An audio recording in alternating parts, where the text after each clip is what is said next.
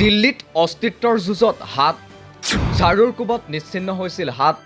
এইবাৰ হাতক উদ্ধাৰৰ যুঁজত ৰাহুল প্ৰিয়ংকা দিল্লী নিৰ্বাচনক লৈ আপ কংগ্ৰেছ বিজেপি সকলো ব্যস্ত শাসক দল আপ ইণ্ডিয়া মিত্ৰজোঁটৰ অংশীদাৰ হ'লেও আপে কংগ্ৰেছৰ বিৰুদ্ধে প্ৰাৰ্থী দিছে দিল্লীত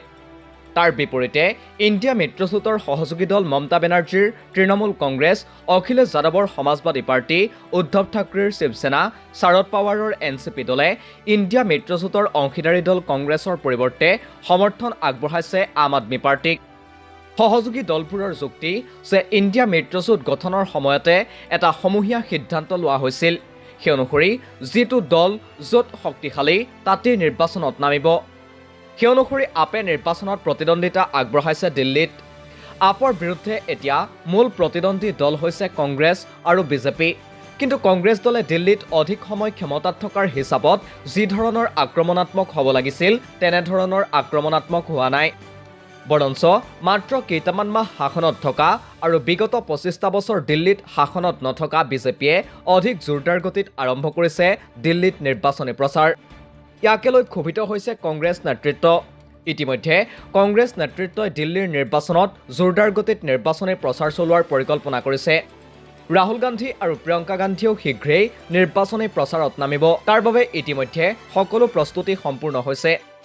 অৱশ্যে কেৱল ৰাহুল গান্ধী বা প্ৰিয়ংকা গান্ধীয়েই নহয় দলৰ ৰাষ্ট্ৰীয় অধ্যক্ষ মল্লিকাৰ্জুন খৰ্গে শচীন পাইলট অশোক গেহলট আদিৰ দৰে নেতাই অংশগ্ৰহণ কৰিব এই নিৰ্বাচনী প্ৰচাৰত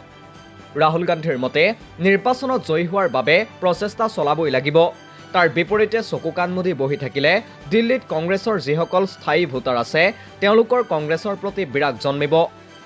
আনহাতে প্ৰিয়ংকা গান্ধীৰ মতে যিসকল ভোটাৰে আগৰে পৰাই কংগ্ৰেছক ভোট দি আহিছিল তেওঁলোকৰ কাষ চপাটো কংগ্ৰেছ নেতৃত্বৰ দায়িত্ব অন্যথা দেশৰ মূল ৰাজধানীতেই দুৰ্বল হ'ব কংগ্ৰেছৰ ভেটি উল্লেখ্য যে অহা ৫ ফেব্ৰুৱাৰীত দিল্লী বিধানসভাৰ নিৰ্বাচন অনুষ্ঠিত হ'ব মুঠ ৭০খন আসনৰ বাবে অনুষ্ঠিত হ'ব এই নিৰ্বাচন মাত্ৰ ১২টা বছৰ দিল্লীৰ ক্ষমতাৰ পৰা আঁতৰি থকা কংগ্ৰেছক আপ দলেই উৎখাত কৰিছিল দিল্লীত বিজেপিৰ যিসকল সমৰ্থক সেই সমৰ্থকৰ ভোট বেংকত কোনো হানিবিঘিনি হোৱা নাই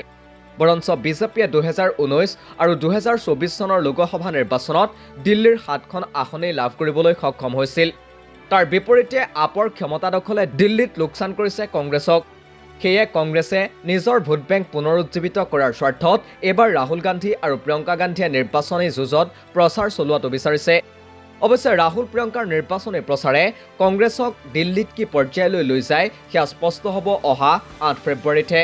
news desk report the cross current